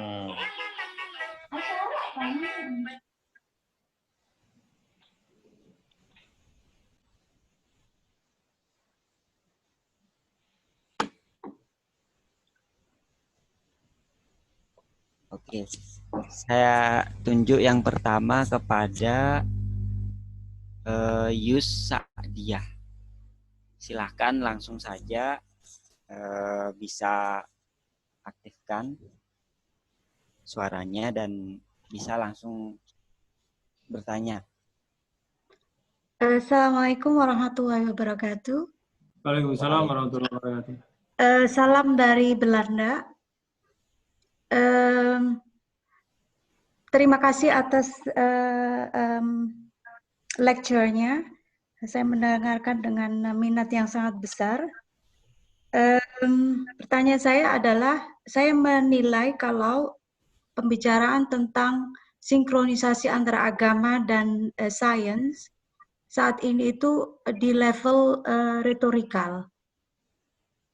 Sering sekali saya bicara, semuanya bisa dijawab dengan kita bisa baca dengan belajar lebih Al-Quran, sering juga mengglorifikasi sejarah tentang Islamic Golden Age. Memang saat itu sains berkembang pesat sekali. Tapi di ground level, di grass level pendidikan di Indonesia khususnya, itu sains itu saya kira belum sekali diperkenalkan ke anak-anak SD gitu. Saya tinggal di Belanda, saya juga punya anak yang sekolah di sini. Sains itu dari kecil sekali sudah diterapkan, diperkenalkan. Kemudian tentang sinkronisasi dengan agama, itu agama memang hak orang tua mendidik agama, bukan hak negara. Saya cuma ingin mendengarkan pendapat jenengan, apakah retorikal ini bisa tidak hanya di podium, tapi akan juga diperluas sehingga at least di future anak-anak atau Muslim di Indonesia itu lebih ngeh dengan sains, tidak hanya tahu dosa saja. Thank you. Terima kasih. Terima kasih. Mungkin bisa langsung dijawab oleh Tuan Guru Gajah. Ya. Menurut saya sih semua yang disampaikan oleh siapa tadi? Ibu Yus Sa'diyah. Yus Sa'diyah. Ibu Sa'diyah itu benar Bu. Jadi itu benar dan seperti itu faktanya ya. Bahwa sains kita ini memang jauh ya. Kita ini kan sekarang ini agak ironis ya. Jadi kita selalu bicara sebagai kita ini umat punya kitab suci dan punya hadis yang penuh dengan dorongan sains. Tapi setiap hari yang kita banggakan itu adalah sains penemuan orang. Mana penemuan kita? Kan yang kita banggakan semua adalah teknologi ya. Teknologi itu hasil daripada sains ya. Yang dihasilkan oleh orang gitu. Kita ini menjadi konsumen saja.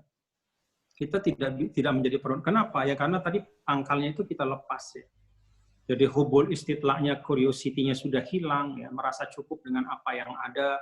Kemudian dikotomi ilmu agama dengan ilmu umum, kemudian juga hedonisme yang luar biasa yang menimpa kita sebagai umat. Ya kalau urusan dari luar itu menjajah atau melakukan penghancuran apa ya itulah fakta, tapi yang hal-hal yang terjadi di dalam diri kita. Karena itu tadi di bagian-bagian awal itu saya sengaja menyebut sebab-sebab dari kemajuan sains. Maksud saya sebab-sebab itu adalah apa sih dari bagian sebab-sebab ini yang kita bisa ikut kontribusi. Tadi saya menyampaikan dari sisi ajaran Islam menjadi pendukung utama. Yang kedua, kebijakan afirmatif dari pemerintah. Dari kita semua lah ya. Nah, jadi tadi disampaikan oleh Ibu Yusa bagaimana anak-anak kita itu diberikan asupan sains yang sangat minim. Padahal sains itu ya alam di sekitar kita. Ya, bagaimana kita hidup dengan baik, dengan efisien, bagaimana menggunakan sumber daya bertanggung jawab, itu kan sains semua. Tapi itu tidak atau sangat minim diajarkan. Kemudian tadi saya sampaikan juga bagaimana faktor pendidikan penting sekali. Ya kalau zaman dulu itu ada penerjemahan besar-besaran, akses terhadap buku dan ilmu pengetahuan. Ya mohon maaf kalau kita tinggal di Mesir atau Tunisia atau Maroko ya. Saya di Mesir dulu tinggal itu gampang sekali kita dapat buku. Harganya murah sekali. Kalau dirupiahkan tuh buku-buku berkualitas hanya 3.000, 2.000 rupiah. Begitu pulang ke Indonesia, buku yang 400 halaman udah 40.000, 50.000, ada yang 100.000. Jadi hal-hal seperti ini penting ya. Ada kebijakan-kebijakan yang sifatnya mempromosikan sains di tengah masyarakat, khususnya di peserta didik anak-anak. Tapi oke lah, kalau memang kita tidak bisa mulai atau tidak bisa segera dieksekusi yang hal-hal besar seperti itu, kita ingat saja surah At-Tahrim ayat 6, ku anfusakum wa ahlikum nar. Bahwa upaya-upaya pembenahan itu kita mulai dari diri kita dan juga dari orang tua kita, dari keluarga kita. Jadi kalau tadi disebut oleh ibu, bagaimana anak-anak ibu, ya mulai dari itu kita mengenalkan kecintaan kepada sains. Lalu kemudian jangan hanya dilepas mereka itu cinta pada sains, tapi juga kenalkan dengan prinsip-prinsip agama. Karena itulah yang akan memberikan meaning terhadap kehidupan mereka nanti. Jadi ini menurut saya penting ya, bahwa upaya-upaya di tingkat masing-masing keluarga itu juga sangat penting. Dan kebetulan dengan teknologi, dan ini kita syukuri juga, walaupun bukan kita yang bikin ya, Zoom ini bukan kita yang bikin dan segala macam, tapi bisa kita manfaatkan. Akses ilmu pengetahuan di rumah-rumah itu juga sesungguhnya sangat luar biasa. Cuman sayangnya, mohon maaf, kita sebagai orang tua kadang-kadang lebih suka nonton TV daripada membukakan sumber ilmu pengetahuan untuk anak-anak kita. Itu catatan untuk kita mungkin sebagai orang tua.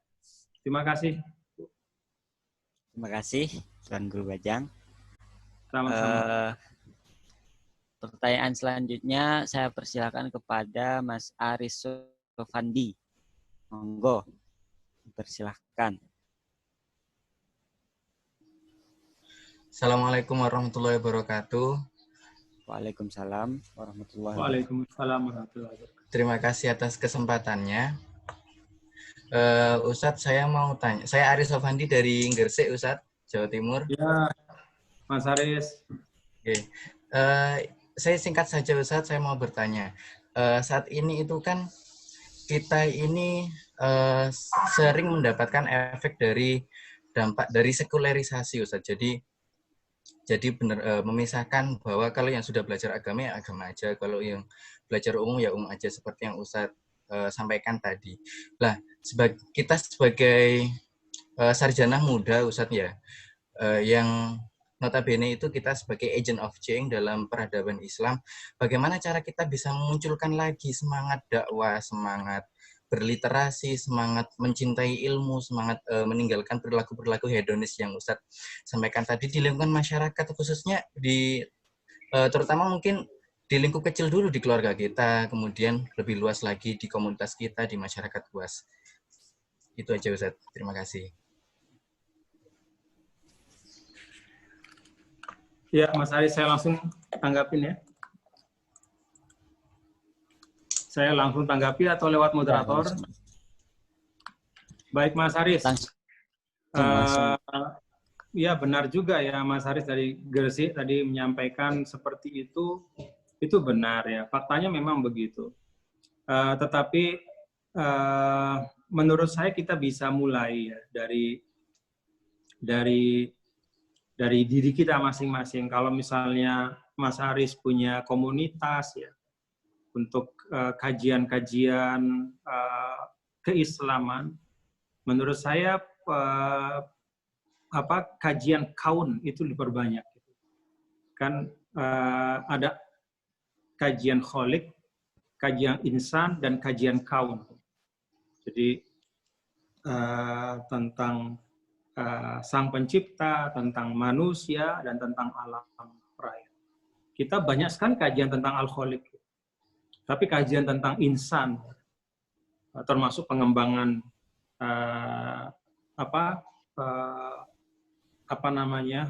ilmu psikologi dalam pandangan Islam ya, tentang manusia itu juga kurang, masih kurang kita. Banyak di antara kita memahami manusia tanpa sadar dengan frame orang Barat memahami manusia. Nah, apalagi kaun ya, kaun itu alam. Di situ tempatnya sains. Jadi kita memang banyak sekali bicara tentang al-kholik, tapi tentang al-insan wal kaun dalam konteks Islam itu kita kurang. Nah, menurut saya kita perbanyak saja. kalau punya majelis-majelis, ya bagian dari yang kita sampaikan tentang Islam itu jangan hanya tentang surga neraka saja, tapi bagaimana potensi yang Allah berikan bagi kita sebagai manusia, terutama potensi intelektualitas itu bisa ditunaikan amanah. Jadi kan semua potensi itu kan amanah. Bagaimana menunaikannya, menggunakannya sebaik-baik. Nah, saya pikir itu penting ya. Dan ya hal-hal yang lebih besar kita bisa bicara lah. Tapi kan kadang-kadang kita bicara hanya teori saja. Bagaimana di pesantren sains itu ditambah, bagaimana kemudian banyak hal-hal lain. Tapi apa yang berada dalam wilayah kita yang bisa kita kerjakan sekarang, yuk kita kerjakan bersama. Sambil tentu terus juga melakukan diskusi-diskusi ya dengan sahabat, dengan teman, dengan pihak-pihak yang kita anggap punya concern yang sama. Tapi yuk kita mulai dari kita. Kan sekarang misalnya ini teman-teman ini kan ustadz-ustadz muda nih ya. Jadi Anda itu teman-teman di Kairo, di Tunis, di Indonesia juga banyak yang di Gresik, di mana-mana. Mungkin kita bisa bikin konten.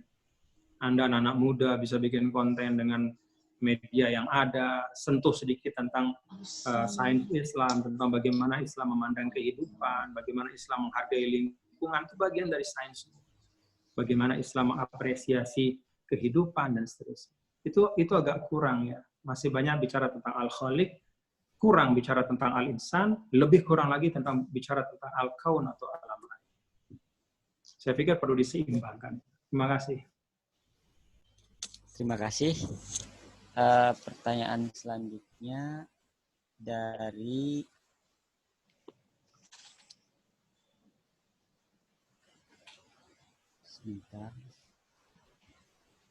Bapak Abdul Syakur LC MH IAIN Samarinda. Kami persilakan. Terima kasih. Assalamualaikum warahmatullahi wabarakatuh. Waalaikumsalam. Nama Abdul Syakur dari IAIN Samarinda, LBM PWNU Kaltim dan OIAA Kalimantan Timur, murid dan juga murid dan bimbingan dari Tuan Guru Bajang di OIAA. Terima kasih. Singkat bukan saja. Murid, Singkat saja Tuan Guru Bajang.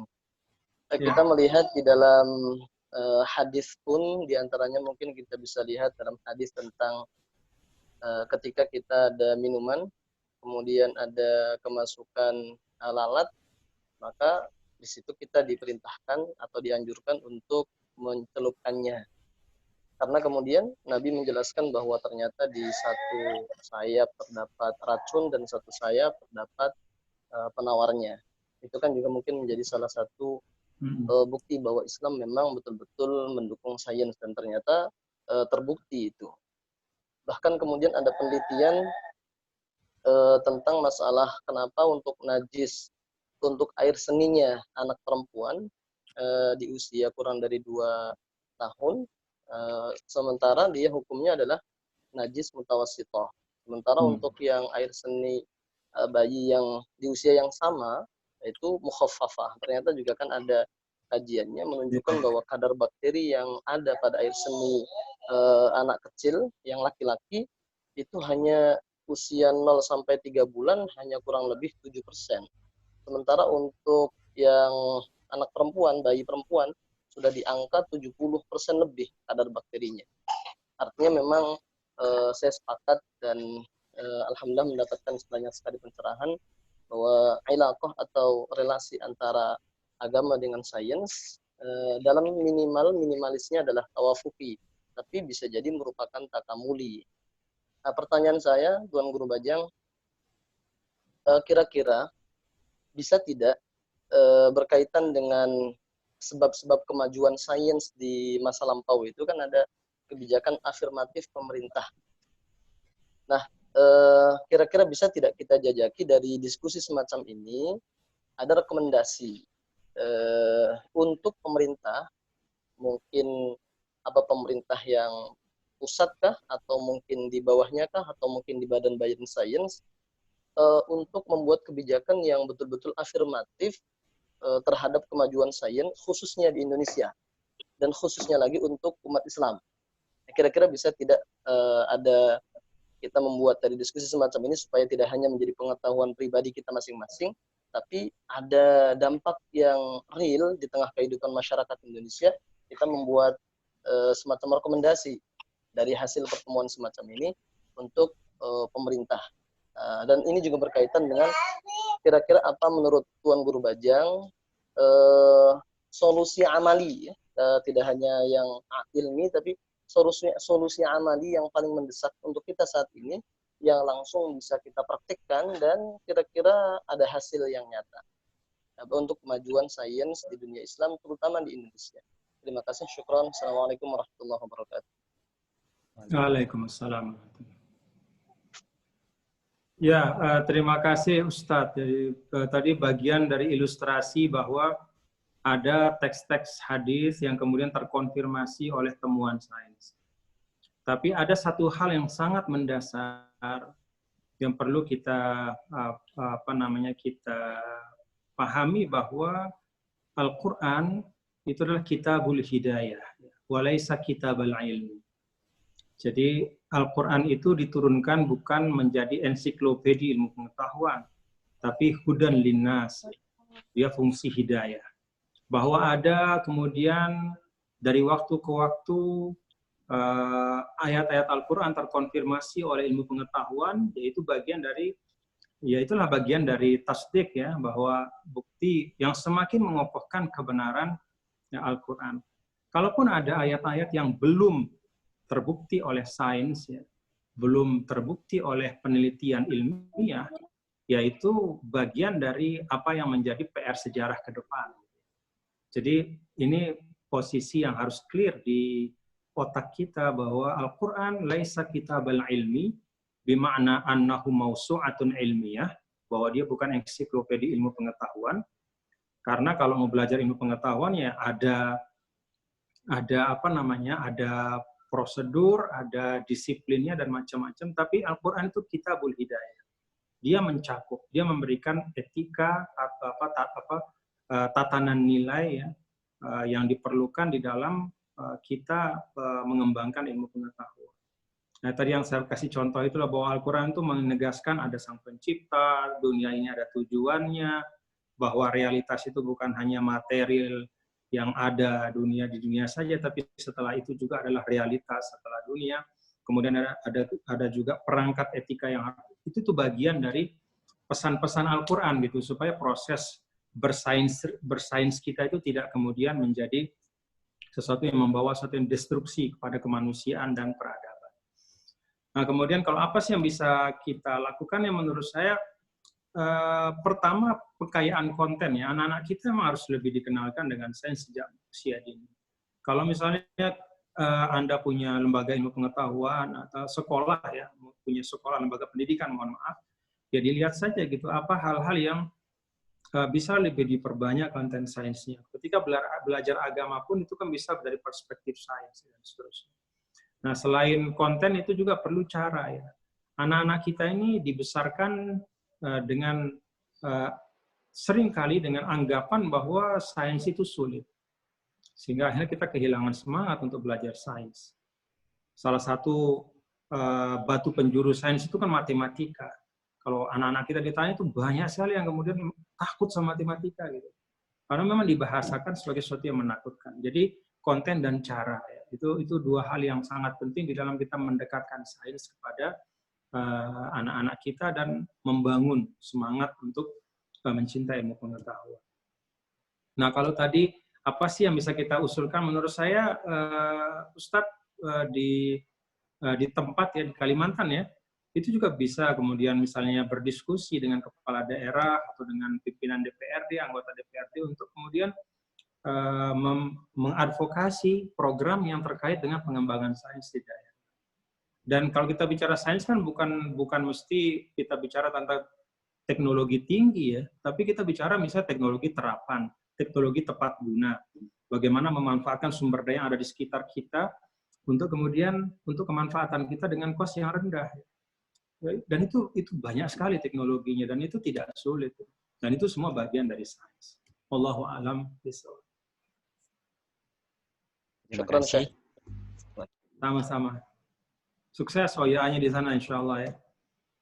Ya, amin. Bidu'aik ya, Syekh. Pertanyaan terakhir Tuan Guru, langsung saya persilahkan kepada Mas M. Wasid HCH, Win Sunan Kalijaga.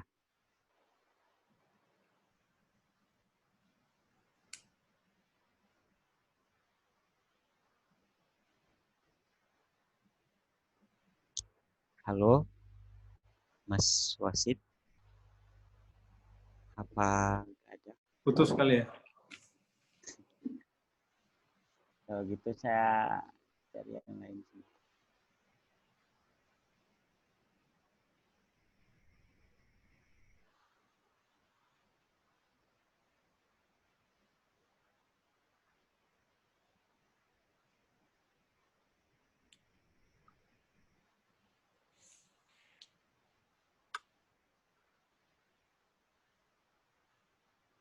Langsung kepada Mas Ahmad Amir Firmansyah.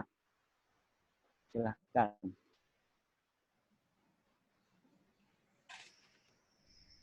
Okay.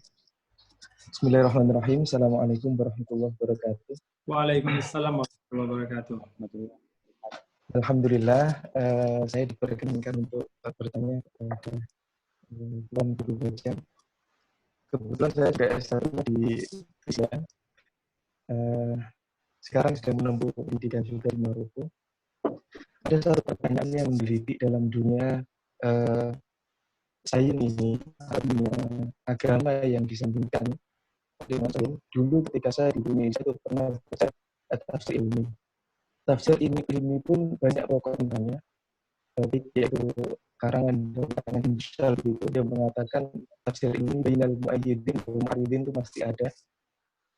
Tapi sekarang saya sedang ingin kurang setuju bahwa linearitas di Indonesia itu sangat dibutuhkan. Contoh saja, dalam bidang syariah, lulusan anak syariah itu masih dibagi-bagi menjadi banyak sekali ilmu pengetahuan atau jurusan khusus. Misalnya prodi akhlak syahsiyah, sehingga lulusan syariah itu mereka hanya mampu mengerti ahwal syahsiyah. Kemudian hukum ekonomi syariah, kemudian perbankan syariah. Maka ketika lulusannya pun menjadi orang-orang yang hanya lulus pada satu bidang tertentu. Nah, ketika di Indonesia di Zituna dulu itu, ketika kita masuk Fakultas Usuluddin, maka semuanya dipelajari, baik itu paling tidak itu sebuah pengenalan untuk kita mahasiswa asing. Misalnya Usuluddin itu tafsir ada, hadis ada, kemudian filsafat ada, dan lain-lain ada. Sehingga otomatis kita bisa mengerti, paling tidak tahu mengenai satu keilmuan tertentu yang mungkin belum pernah kita pelajari. Berbeda dengan di Indonesia hari ini. Mungkin bisa dipercepat, Mas Ahmad Amir. Oke. Jadi linearitasnya yang seperti itu. Nah, kemudian di Indonesia juga dalam konteks usul fikih kita mengenal dengan ijtihad jama'i atau ijtihad fardhi misalnya. Kalau kita tidak mampu melakukan sesuatu hal tertentu, maka kemudian kita bisa jama'i. Mungkin yang ahli kedokteran dengan ahli agama, kemudian yang ahli kitab-kitab dipelajari menjadi satu sehingga menjadi satu kesimpulan bahwa pandemi seperti ini, virus ini seperti ini, apakah saya disamakan dengan taun dan lain sebagainya. Nah, yang saya ingin tanyakan, saya ingin tahu pendapatnya Tuan Guru mengenai linearitas di Indonesia ini, bagaimana tentang lulusan yang hanya mampu untuk menguasai satu bidang tertentu atau al-ahliyah itu penting apa tidak, atau diperkenalkan juga dengan ilmu pengetahuan yang lain seperti sains dan lain sebagainya. Terima kasih. Assalamualaikum warahmatullahi wabarakatuh. Waalaikumsalam warahmatullahi wabarakatuh. Ya, kalau spesialisasi ya, taksim al-funun ya, wal ulum itu kan memang tuntutan zaman. Karena memang setiap ilmu itu semakin lama kan semakin kompleks ya. Apalagi itu ilmu-ilmu sosial dan termasuk juga ilmu pasti ya, ilmu alam ya, sains alam. Termasuk juga misalnya untuk sebagian jurusan-jurusan ilmu-ilmu agama. Kalau menurut saya sih permasalahannya bukan di penjurusan ya, tetapi bagaimana kita memaknakan proses ketika kita belajar di perguruan tinggi. Sebenarnya kan di perguruan tinggi itu kalau konsep dari ulama-ulama kita dulu itu kan untuk menertibkan informasi dan cara kita berpikir dan bernalar. Jadi kenapa dulu dari kecil itu disuruh menghafal ya, kalau zaman dulu tuh di kutab-kutab gitu, selesai hafalan Quran sebelum 15 tahun itu rata-rata di kutab seperti itu.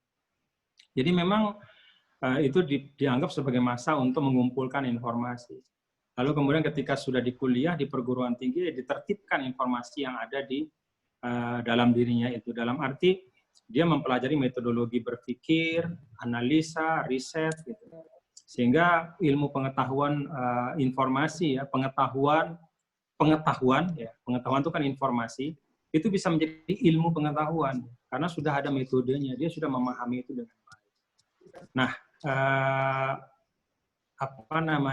karena itu ketika di perguruan tinggi itu seharusnya apa-apa yang dia terima di bangku kuliah itu harusnya menjadi pemantik saja. Jadi sungguh naif kalau misalnya ada seorang mahasiswa kuliah lalu yang dia lakukan hanya membaca buku diktat kuliahnya sepanjang tahun, itu naif menurut saya. Karena itu hanya menjadi pemantik ya untuk kemudian dia memperkuat pisau analisanya, memperkuat metodologi berpikirnya, sehingga bisa menjadi seorang intelektual gitu. Nah, kalau bicara seperti itu kan dia di jurusan apapun ya dia akan mampu paham dengan baik. Jadi bukan di penjurusannya menurut saya, tapi bagaimana memaknakan keberadaan di perguruan tinggi. Bagi saya di perguruan tinggi itu proses mematangkan intelektualitas. Jadi menguasai metodologi berpikir, memahami bagaimana menggunakan pisau analisa dengan teori-teori yang beragam, dan menyusun ilmu pengetahuan yang sudah ada di dalam diri kita. Itu dalam pandangan saya, sehingga ya tidak masalah sebenarnya penjurusan itu, tapi bagaimana kemudian kita memaksimalkan ya periode ketika berada di bangku kuliah dan seterusnya untuk mengasah intelektualitas kita. Wallahu a'lam bishawab. Terima kasih. Sama-sama. Alhamdulillah kita sudah selesai pada sesi pertanyaan dari peserta semua. Sangat menarik sekali diskusi kita hari ini. Pertanyaan muncul dari berbagai perspektif, mulai dari pendidikan, ekonomi antara sains dan ilmu di masyarakat, sains dan agama di masyarakat, sampai ada terkait yang dari pendidikan anak tadi yang disampaikan di pertanyaan pertama. Sebelum saya tutup, mungkin sedikit saja closing statement dari PGB. Saya persilakan, waktu dan tempat saya persilakan. Terima kasih. Kalau boleh closing statement, saya hanya ingin menyampaikan bahwa baik peminat ilmu agama, termasuk katakanlah agamawan, ahli ilmu agama, harus punya kerendahan hati. Ya. Sebagaimana di sisi yang lain juga para saintis juga harus punya kerendahan hati untuk mengakui bahwa masing-masing memiliki wilayah kompetensi yang bisa saling melengkapi.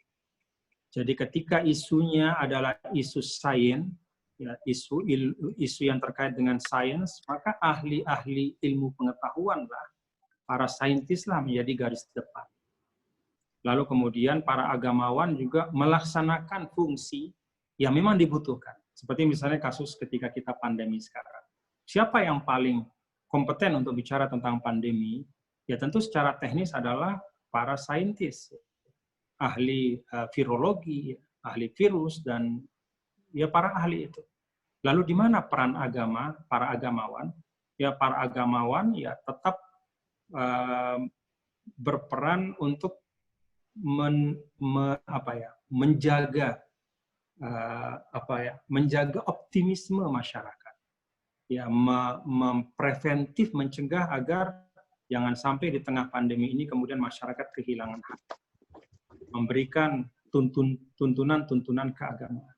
Tapi jangan kemudian berdiri di garis depan, tidak menyampaikan tentang tuntunan keagamaan, tapi justru menyampaikan hal-hal yang bukan wilayahnya. Apalagi kemudian menafikan ya, sesuatu yang merupakan kebenaran sains yang sudah diketahui oleh orang lain. Saya pikir seperti itu ya. Pentingnya kita masing-masing rendah hati dan mengakui ya kompetensi serta wilayah dari orang lain, dan kita menunaikan tugas kita, tanggung jawab kita ya tentu dalam wilayah dan dalam ruang yang memang kita bisa menyampaikan hal-hal yang kita ketahui dengan baik. Kira-kira seperti itu, dan terima kasih untuk diskusi. Saya juga banyak menerima masukan-masukan yang menarik, dan saya berharap teman-teman PCI NU Afrika meneruskan ya, tidak hanya pada masa pandemi, tapi pada masa-masa normal, karena tema-tema tentang tentang memahami secara lebih komprehensif tuntunan-tuntunan Islam dalam seluruh sektor kehidupan itu penting sekali. Penting sekali. Terima kasih. Mohon maaf kalau ada kekurangan, kehilafan. Assalamualaikum warahmatullahi wabarakatuh. Waalaikumsalam warahmatullahi wabarakatuh. Alhamdulillahirabbil alamin. Diskusi kita webinar di acara perdana sore hari ini telah berjalan sukses dan lancar. Kesimpulannya mungkin bahwa sudah jelas di mata kita semua bahwa hubungan antara Islam dan sains itu sangat berjalan. Tinggal bagaimana implementasi dan kemudian aktualisasi itu bisa kita teruskan dan kita upayakan demi kebangkitan umat Islam menghadapi tantangan zaman. Mari kita tutup webinar kita pada sore menjelang maghrib atau sudah maghrib hari ini dengan sama-sama membaca Alhamdulillah. Alhamdulillah. Kurang lebihnya dari saya sebagai moderator mohon maaf. Wabillahi taufiq wal hidayah.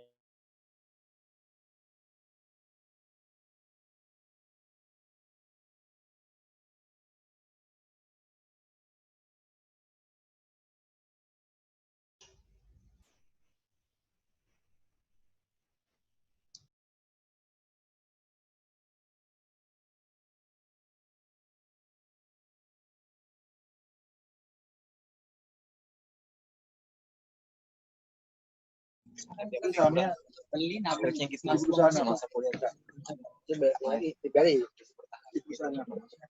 Gue juga gitu. Temennya. Ya gitu triknya itu beda-beda. Soalnya mohon izin pamit semuanya, di Kalimantan Timur sudah maghrib ini. Terima kasih atas aktivitasnya. Assalamualaikum warahmatullahi Maghrib Kalimantan Timur dong. Waalaikumsalam warahmatullahi wabarakatuh. Jangan lupa teman-teman semuanya, besok masih ada acara kita, masih berjalan 3 hari lagi besok dengan pemateri Kiai Haji Abdul Syakur Sin dengan tema Adab dalam Perspektif Islam di jam yang sama.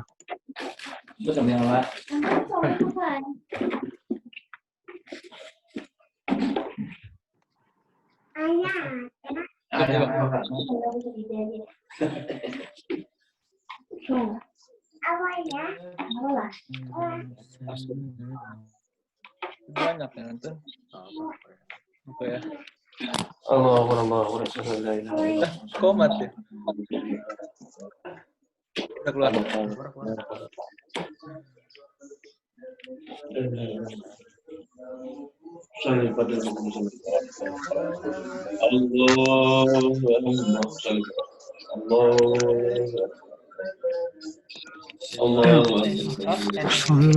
N aja.